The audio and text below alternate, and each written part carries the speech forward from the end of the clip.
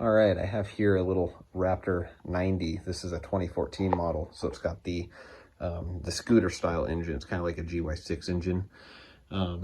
Anyhow, first thing I checked was to make sure the engine wasn't seized and the Kickstarter wasn't moving. So I thought it was seized. It turns out it's actually not seized. It cranks over.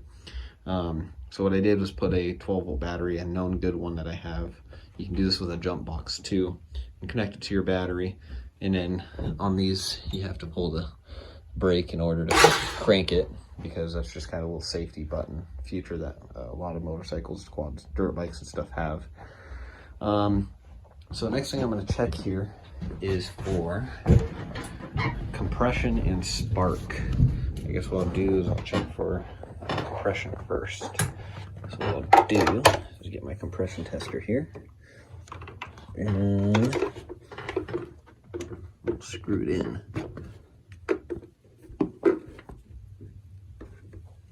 And I want to see at least 110 psi, and if it has over that, then it should be a good motor.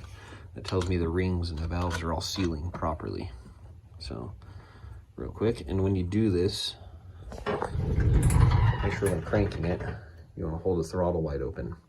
The reason is because whenever you crank it over, your throttle blade's gonna, it's gonna close. It's gonna restrict the amount of air volume it can suck in. So when the throttle blade is open, it's gonna pull on the full 90 cc's of air displacement and give you proper compression reading.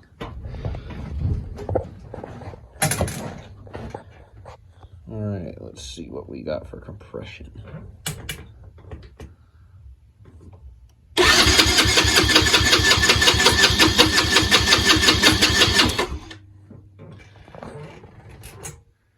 That is a very good reading. Cool. So it tells me the valves and the piston rings are sealing, so I shouldn't have to mess with the valves at all. And let's check for spark next.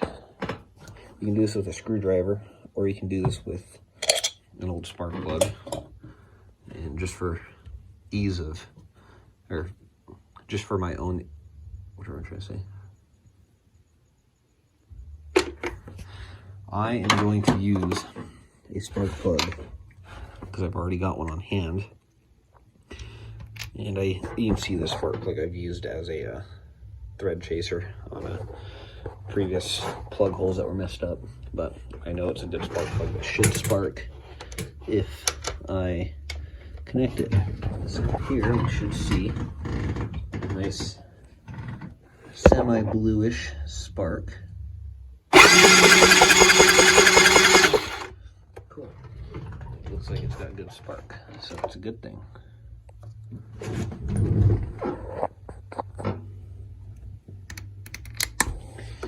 All right, and when you're doing the spark test, if you use a spark plug or a screwdriver, just make sure you are not keeping it near the hole, because what will happen is if you crank it over and you have fuel in the engine, like say the carburetor's working just fine, what will happen is it'll blow gasoline vapors out, because it'll be pulling fuel from the carburetor, and you'll make a huge fireball and light yourself on fire, or burn down your shop or whatever if you have something flammable around when that happens. So ground it away from your spark plug hole. So I know that this has compression and spark, and the timing seems to be right, just by the way it sounds. I'm probably going to end up getting a carb kit. I know I need a petcock valve, fuel line, fuel filter, and of course an air filter and an oil change, and I think this thing will be ready to go. Of course a battery too. I almost forgot about the battery. All right, well, now that we at least know what's going on with this quad, I'm gonna go get parts ordered up for it and everything, and there should be a part 2 to this, so if you guys are interested in it, go ahead and subscribe, and you'll see the next video. Thanks.